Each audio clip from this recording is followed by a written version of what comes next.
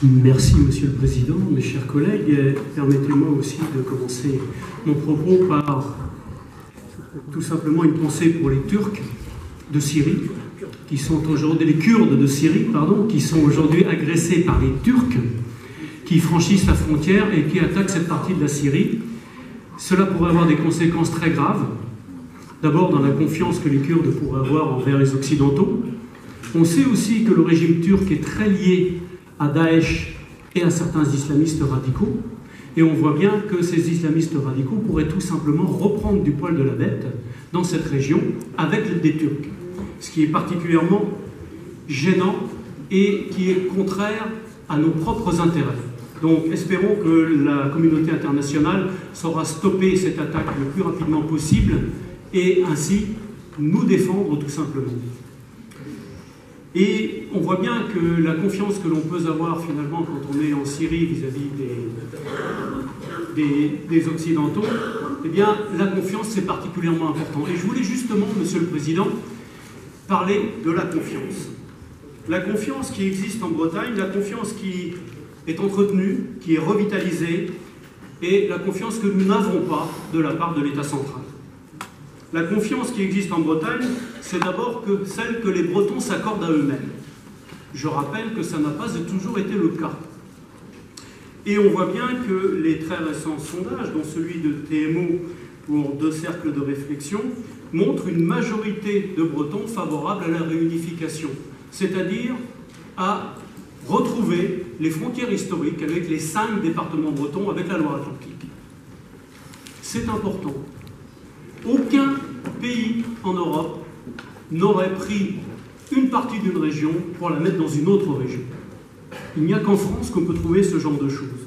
Et je pense que c'est très bien que les Bretons s'en aperçoivent et le refusent parce que c'est une partie d'eux-mêmes que l'on nie quelque part.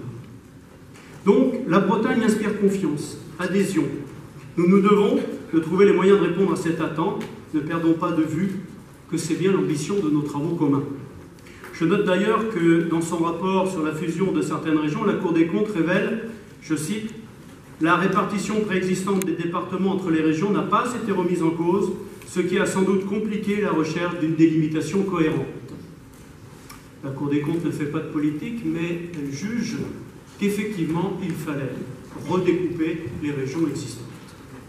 La confiance qu'il faut entretenir, voire rétablir, c'est celle des citoyens envers l'économie productive. Cela suppose la transparence des pouvoirs publics. L'épisode de l'incendie de Rouen a nourri de nouveau la défiance envers les pouvoirs économiques et politiques. La méfiance est l'accueil réservé aujourd'hui à la parole publique. Nous avons le devoir de réussir en Bretagne cet exercice démocratique autour des problèmes posés par les pesticides. Cela suppose de progresser encore plus vite sur la qualité de nos modèles agricoles.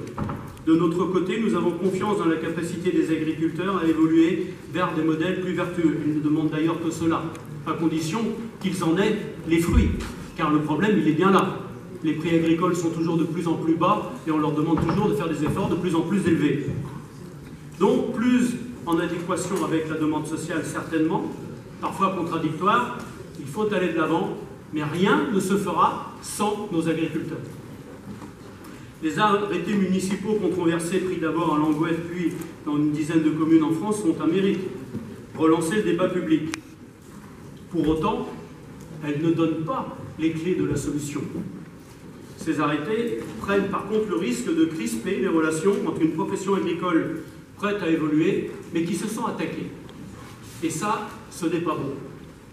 De ce point de vue, la méthode que vous venez de nous présenter, Monsieur le Président, nous semble la bonne. Ambition d'accélérer le changement, appui sur les données scientifiques, expérimentation, ce sont les bases d'un contrat renouvelé entre les Bretons et leur agriculture. Le citoyen signale l'urgence, l'exploitant agricole signale ses contraintes. Entre les deux, c'est un nouveau contrat de confiance que vous proposez. Il faudra néanmoins que celui qui veut aller vite entende le rythme de l'économie agricole, que celui qui s'arc-boute sur ses habitudes de production entende également les attentes. Il faudra surtout que s'instaure un dialogue respectueux de chacun. Le monde agricole avance plus vite quand on le considère comme un partenaire et quand tout simplement on lui accorde du crédit. La confiance que nous avons par l'État central, elle n'est pas forcément récurrente. je passe sur les faits que nous attendons toujours des signes rassurants pour Diwan, en particulier pour un certain nombre de contrats et pour les sommes que l'État central s'est engagé à donner. Tout récemment, lors du congrès des régions, le Premier ministre a dit sa volonté de recentraliser au niveau de l'État la gestion des fonds européens agricoles. Je me suis exprimé la semaine dernière dans l'hémicycle pour dire que c'était une erreur et que l'État n'était pas cohérent. Il voulait une avancée du modèle agricole et en même temps, il enlève à la région qui est la plus vertueuse les moyens pour faire avancer ce modèle agricole. N'y a-t-il pas là une contradiction ? Voilà un acte de défiance envers le fait régional assez déconcertant quand on connaît la qualité du travail qui est fait dans cette région avec les fonds européens, et en particulier pour l'agriculture. Au contraire de ce que nous avons connu, nous avons eu un certain nombre de problèmes avec l'agence de paiement. Il faut quand même le souligner. J'avais attiré l'attention de l'ancien ministre de l'Agriculture en 2016 sur le fait que cette agence de paiement n'avait pas été capable de nous donner les règles sur lesquelles on pouvait dépenser le FEADER et qu'il avait fallu attendre 3 ans, ce qui est quand même assez incompréhensible. Si nous avions tout donné à la région, on aurait pu le faire dès le début en 2014 et non pas en 2017. Donc, retirer une action publique à un échelon régional qui sait faire, la redonner au niveau central qui dysfonctionne, ce n'est plus de la méfiance, c'est de l'idéologie.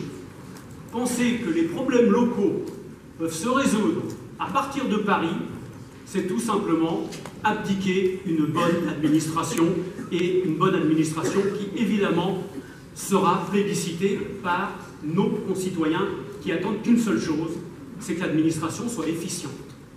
Donc je crois que c'est important, si on veut de l'efficience des politiques publiques, il faut les coller le plus proche possible du terrain.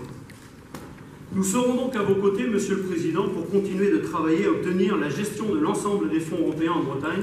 C'est une question de bon sens, un enjeu pour mener à bien les transitions évoquées plus haut, avec méthode, dialogue et proximité. Alors, nous avons des débats passionnés en Bretagne, c'est normal, car les urgences sont là, tant pour l'environnement, la santé que pour l'économie agricole. Plaçons ces débats sous le sceau de la confiance réciproque entre les acteurs pour entretenir des cercles vertueux, comme nous plaçons nous-mêmes dans cette majorité régionale cette session sous le sceau de la confiance dans les jeunesses bretonnes. Nous en reparlerons tout à l'heure. Je vous remercie.